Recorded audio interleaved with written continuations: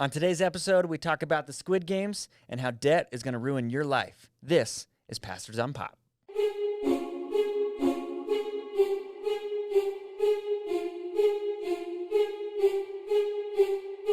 Yeah, that music, when I hear it, it gives me anxiety. I'm just like, what do I expect to happen in this space? What's the next terrible thing? Yeah. So, Squid Games, Yes. it's on Netflix, and it's super controversial TV show, right? Yeah, Because but of the taking over premises. the world, But it's yeah, literally. Isn't it funny how that happens? So just to kind of give a little bit of backstory about what the show is, the writer, I'm gonna butcher his name, even though we just looked it up. It's Hwang Dong-hyuk. I think you're pretty close. Yeah. Hwang. We had a debate on who should say the name, and you drew the short straw. Hwang Dong. So good job. It's like saying biblical names. You just have to say it with confidence And fast. Hwang Dong-hyuk first came up with this Yes. idea for the show in 2008, 2009, and it took 10 years, and then finally Netflix picked it up. It's out of South Korea, and so it all has subtitles. And Did you watch it in subtitles? No. I put the English dub on. I did too. And it was fascinating how good it was. Yeah. Oh, yeah. I couldn't. I mean, you get sucked into the story and you don't even realize what's going on. Yeah. It confused. Well, my kids didn't see it. It would have confused my kids. But if you were showing this to your kids, we'd have to have a different conversation. That's fair. What was like? I kind of forced you to watch it. You did. You did. Yeah, I sat down and watched it. I was on the fence of whether I wanted to watch it or not. And you were like, hey, we're going to talk about this on the podcast. And I was like, well, I better at least be knowledgeable about it. I better do my research. That's right. Yeah. So, yeah, I sat down and I watched it. And so the introduction of the main character, they like presented him like a terrible light. Like I wasn't rooting for him. Mm-hmm. Like he was just a bad dude. But then as the show progresses, Yeah.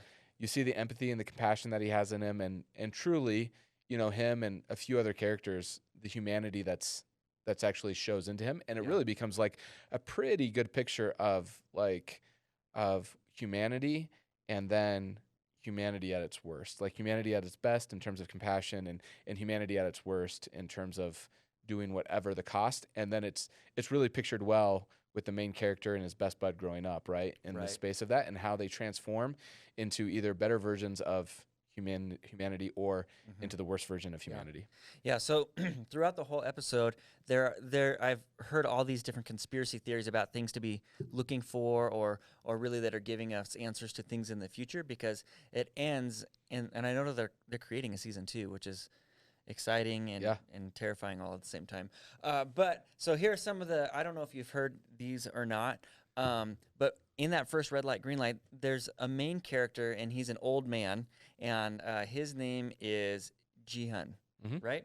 And you learn at the very end that Jihan is actually like the manufacturer of all of these games that are going on, but in order to feel alive, he wanted to participate in the game without having the risk of dying. And so when he was already actually dying, he had a terminal. He did have a terminal illness, and so when you see the robot turn around, you actually see through her eyes, and she's scanning to see who's moving, and it actually shows he never actually gets scanned. Like there's something in the AI that won't single him out, and you don't actually catch that right at first, but it's kind of a trigger to know, okay, there's something unique going on with this guy.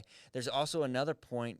Remember when there's the big, they all get in a big fight at night? Yes. They're like, team up, and you realize that the less people who are alive, the less competition that you have, which is kind of a sick, twisted thing that they put into these people's minds. And so it's a game within a game. It's a game within a game. They shut the lights off at night, but you find the old man, and he's like hiding and like crying out on top of all of these like bunk beds. And the conspiracy theory is that he was actually legitimately scared for his life, and they didn't know how to protect him without shutting it all down. Okay. And so they end up flipping the lights on, shutting the fight down, and saying, it's over, it's done, because they don't want they don't want this guy to die. Yeah. Well, what's a show without some Easter eggs in it, right? That's right. Like, I didn't know any of the conspiracy theories. Like, I just tried to watch it for what it was. And so I Sure. missed most all of this in Sure. it. But there was that one point when they're playing the marble game. Yep. Which I know we're going to talk to in a bit. But You can when talk they're to it playing now. the marble game, and he's the only character, like, in the whole series that gets killed off screen. Yes. They didn't show it. And I was like, whoa, there's something to But that. when I saw that, I was thinking, oh, like you've learned to be endearing to this character, and it was like, hey, we're protecting you from this, you know. And so they show Inho like walking away and like his reaction to it, but then you know you hear the gunshot, Yeah. which is really interesting. The most twisted part of the show that like created like the most like, well, the second most like There's a lot cringe of twisted stuff space in there. is the partner piece. When they went into the marbles, and Right. it was like they had formed their teams, they had made bonds, all this Mhm. kind of stuff, and now they had to choose partners, and they choose the person that they think they can do the best with, right? And then all of a sudden, there's a husband and a wife Yeah, that are and paired only up. one can win. Only one can Yeah, win. and so they have these marbles, and they have to pick a game to play with the marbles, and whoever loses the game loses. And so husband and wife, only one can survive. And he kind of had teamed up with the old man through the whole thing, Yeah. and so only one can survive. And yeah, And then the line, right? Because the old man either has or is faking dementia through that whole space, but Right. at the end, he's lucid enough, and he calls out the main character, and it's like, oh man, like even in the midst of all of this, Yep. like how to the depths that we go to stay Yep. alive. And that my question for you actually, as I was watching the Squid Games, is near the end of all of it, they bring in the heavy hitters, the betters, you know, Yes, that seriously sit there in their lounge It was the area that most was so gross- weird, It was really gross. and they're sitting there watching it, you Yes. know, and making bets and all that kind of Mhm. stuff. And it elicited me a feeling that I've only had one other time, and that's when I watched Gladiator. That I was actually the person in the lounge. Okay. Like I was watching this for entertainment the same Interesting. way that they were, and I was Yes. wondering if that feeling crossed your I mind. didn't think about it, but now that you mention it, you're absolutely right. And these are the people that are like, you hate these people. Like, why would you make this happen? And yet here we are watching from, you know, our homes going, hey, this is kind of a fun show. Yeah, you should Look, you these should people- watch it. But I guess the twist on that is we know that it's a show and people aren't actually dying. Yeah. Like it would be even worse if it was like Gladiator, where it's like broadcast out and everyone's rooting for these people to die or to live. Yeah. I That mean, moment hit me that's the- in Gladiator. Yes, that moment hit me in Gladiator when he looks out at the crowd and says, "Are you not entertained?" Yes. Like in that space, and all of a sudden it was like, "Oh Yes. man, I I am love that doing the movie. same thing." And then, you know, a while ago we had a special guest on our podcast, and Brandon, who Mhm. does you know, Christian thought with horror movies. Yep. And one of the things that he said is that horror movies are a safe way to explore, you know, the depths of humanity Mhm. and the depths of sin in a way that's not going to, you know, bring legitimate harm into your life in that space. And so I actually always had him in the back of my mind of like, okay, so like in watching Squid Games, like this is a way to see really the depths that we can very easily imagine humanity going to Mhm. in terms of survival or Mhm. in fighting for something Right. like wealth or riches. And it just brought to me really kind of the verses in Timothy that the love of money leads to all kinds of evil, right? Like is the root of all kinds of evil in that space. And that pursuit of more, the very next line in that is that when that becomes your pursuit, that leads to ruin and destruction. Sure. And it was so vivid in the Yeah. Squid Game. Well, I mean, it's kind of similar to like Hunger Games, right? Mhm. I mean, and that was for but I mean, again, that's the rich people, you know, creating this thing that is then broadcast everywhere for everyone to watch and Yeah. kind of buying into that culture. But again, on the outside, we're watching that for entertainment, and it's always those little things that like move you to say, oh, okay, well now this is okay, you know. So anyway, there's this conspiracy theory. The Hunger- Part 2. Oh man. So there's a couple of other conspiracy theories that I didn't want to bring to you. So this is kind of like the Matrix with the red pill and the blue pill. Yeah. At the very beginning, there's the red card and the blue card. Yeah. And the idea is that since he picked the blue card, he was a contestant. But if he would have picked the red card, he would have become a guard. Yeah. Right? Because the guards in the show have to wear masks as well. They don't know who each other are. They have their own separate rooms. They have numbers instead of names, which is true for the contestants as well, as they all have numbers instead of names. And so wondering if he would have picked a different card, if he would have had a different role to play. I also heard that past winners, that wouldn't make sense. You'd have to have a lot more guards than that, than just having past Well, I don't know. winners. Remember when he goes into the winner's room and there's all those, like, this has been going on for years and years and years. Yeah.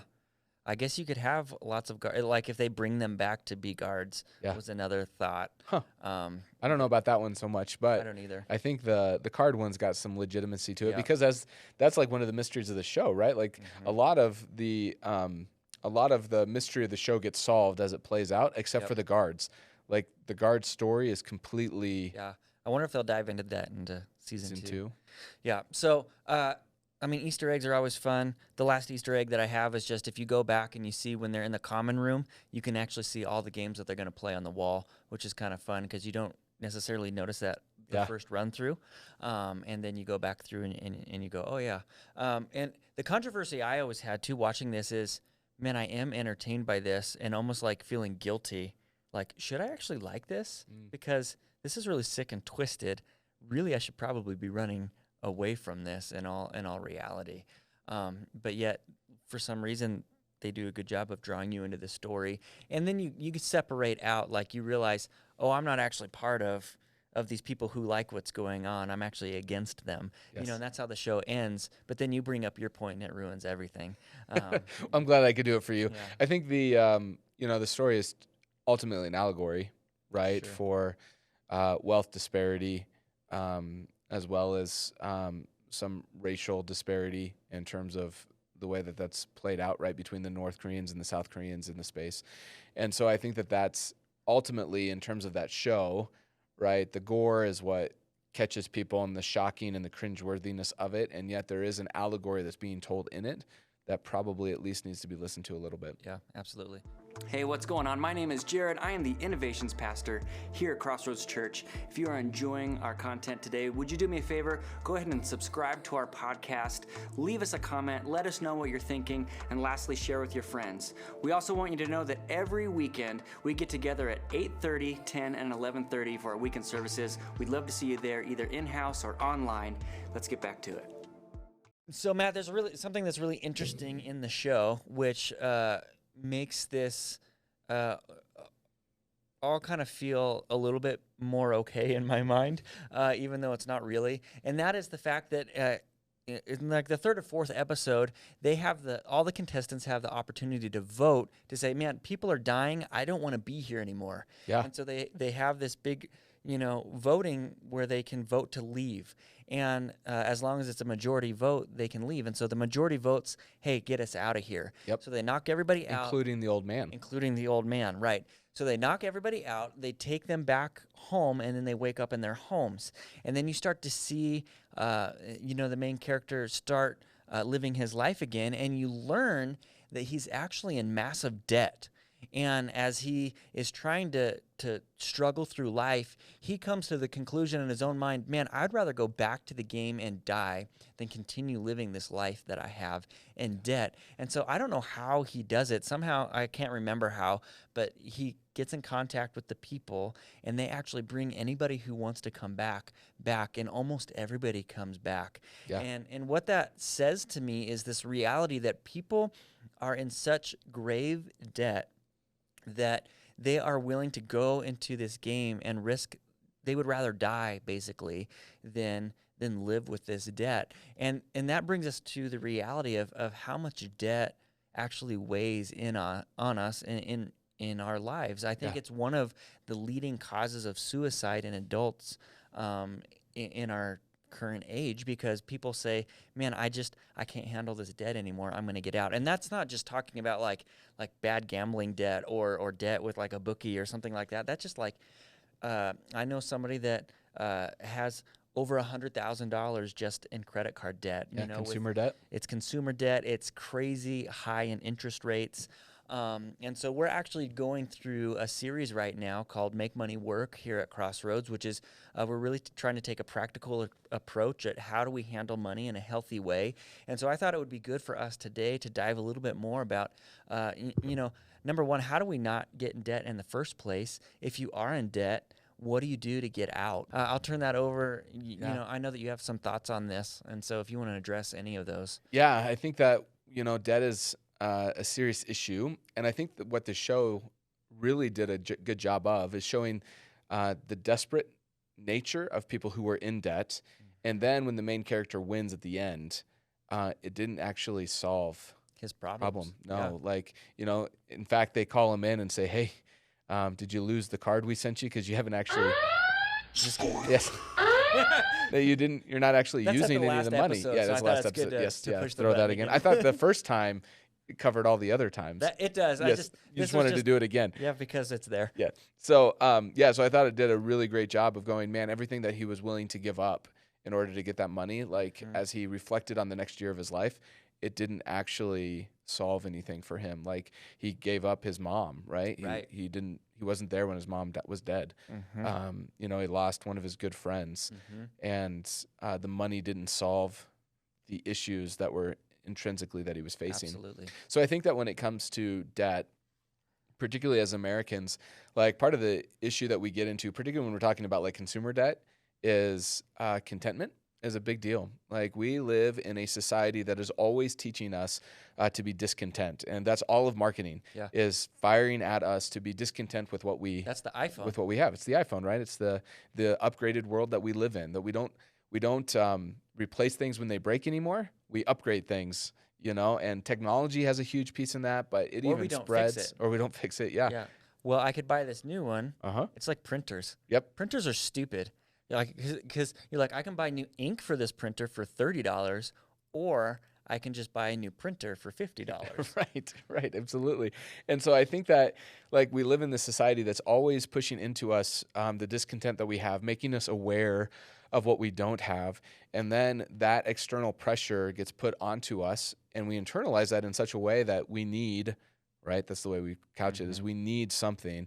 And that need ultimately leads us into debt. And so the habits that we form in our lives, while debt and disappointment. Because every time I indulge on something like that, I have quick buyer's remorse, and I'm like, why did I do that? Yeah. And I think that that's part of the slyness of society, right? It's like, hey, here's something that's good, it's going to put you in a little bit of debt, but you'll be better for it. And rarely, and that's the sales pitch of all of society. And I think that part of the consumer debt that we rack up is not because of, the one bad decision or because the car falls apart or whatever. It's like all of the little decisions that we make the iPhone 13 came out, right? So I don't want my 12 anymore. I'm going to get the 13. And we don't realize that's it's only $23 a month. Yeah, it's only $23 a month, right, in that space. And so, like, we constantly work ourselves into these spaces where our whole lives are really built upon the debt that we have. And not all debt is bad debt, for sure. But when it comes to the Bible, like, Proverbs 22:7 says that the borrower is always a slave to the lender. And that's always true, right? Yeah. Like you're learning that right now with your solar panels. Yeah. Like, you are now enslaved for the next 30 years or until you sell that house to this lender who's giving you the money. And there's not a lot that you can do. In my own life, I'm trying to teach my kids this early of going, hey, look, there are going to be times when you're going to have to assume debt in your life. But just know what the feeling's like. And so with my son, he wanted an iPhone. And I said, okay, you can have it, but you have to pay for it. And so he took on all of that debt, and he uses his allowance, and $5 a week in allowance goes towards nice this of you phone. To give your kids allowance. Yes. And so it was before that, he had money to go to the corner store and buy a soda or chicken sandwich, all this kind of stuff. And then he bought that iPhone. And for the last 2 years or so, he hasn't been able to really buy anything with his money. Like, it all goes to the phone. And we have these conversations of going, like, you are in debt to T-Mobile right now for that phone. And how does it feel? And would you make the same decision? And so his screen's broken, and he doesn't want to assume another $100. So he just deals with a broken screen Yeah. and lives on life so that he does not become Yeah. more of a slave Yeah. to the lender in that space. And so we're just trying to teach our kids, what does it feel like to be in debt? Mm-hmm. And then how do we make decisions in our life? So my middle son, Cademan, saw the debt that Theo was in because of his phone. Mm-hmm. So when he came of age to buy a phone, he went out and found a $50 iPhone 8 Mm-hmm. that he had money to pay for right off, Mm-hmm. And so he's still living, with his allowance He's and living large. doing whatever he wants to That's do. right. He has the financial freedom to do what he wants to do Mhm. because he's not in that debt, but it's because he made, as a sixth grader, a wise decision to go, I don't need the newest and the best. Absolutely. I resonate with that a lot in our own life, and you have to learn those lessons. And hopefully people will listen to this and learn those lessons early. However, a lot of people haven't, and so they're stuck in these huge amounts of debts. It feels like I can't get out. Sometimes it might feel like it's easier just to die than to deal with this debt. So, Matt, what do we do if I'm in debt? How do I get out of that? Yeah, I think that, the first step, and there's a lot of great materials out there from Crown Financial to Dave Ramsey's stuff. And, all of them basically speak to the same thing when it comes to debt, is to sit down and to put together a plan of what it is, right? So regardless of how much debt you may have in your life, you can sit down and look at a plan and go, how am I going to begin to pay this off? And there is something about paying off, some debts that get out from under you, right? So, Dave Ramsey is a big proponent of this, of putting together a plan and paying off the smallest debts first, and there's this effect that is in you that goes, man, like I'm now free from this credit card, right? Like I owe $500 on my Discover card, but I owe, $150,000 on my house or whatever. Yeah. And it's like, take care of the credit card first, right? And get free from that. Now that's freed up $500 in your life to now apply towards the next debt, towards the next debt, towards the next debt.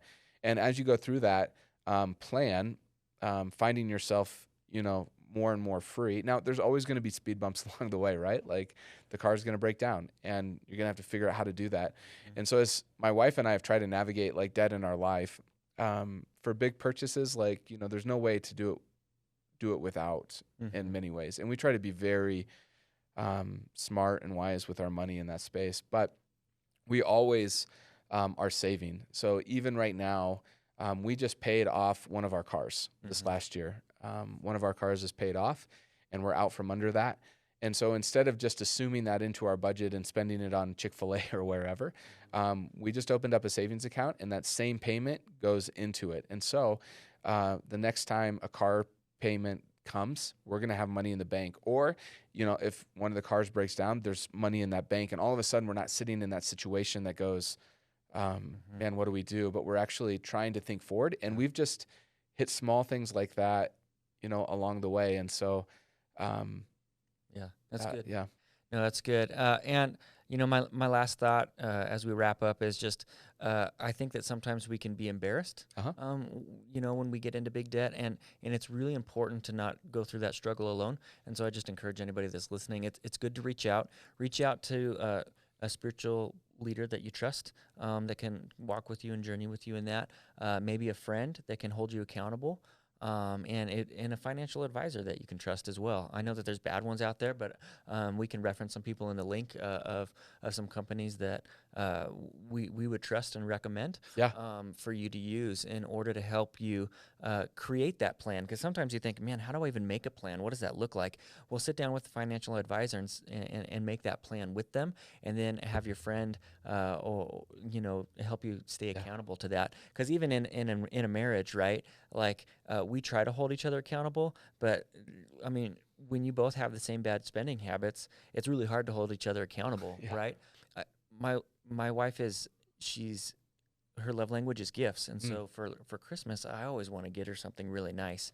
And so Christmas came along this year, and she actually had a smartwatch that got stolen. Okay. And so I wanted to replace it for her for Christmas, and so I mean, it's like $200, right? And so I buy it for her and I give it to her, and she doesn't seem very happy. And I'm like, babe, I thought you'd be really excited about this. And she's like, yeah, I just don't know if that's a smart use of our money right now. And I was like, you're right. That's probably, and so we ended up Amazon's great. You send it back, you Yeah. get the money back. And so that was a big thing for us to kind of journey through that together, and for for us to say, hey, it's nice to have nice things, but I don't actually need this, and let's actually take care of what we need to take care of first, and that's taking care of our car, taking care of our kids, or whatever that needs to be. Yeah, So it was absolutely. really cool to see that that growth in her, and for us to be able to work at that together. That's kind of a little success story in our That's house. a good one. So, That's a good one. yeah. So Matt, thanks for being with me. This has all been really, really good stuff. Please check out our Make Money Work series. It is on our YouTube channel, and it's a 5-week series that you can see. And we're trying to be very practical with giving you tools of how to make money work in a way that honors God and gives you that financial freedom that you're looking for. We'll see you guys next time.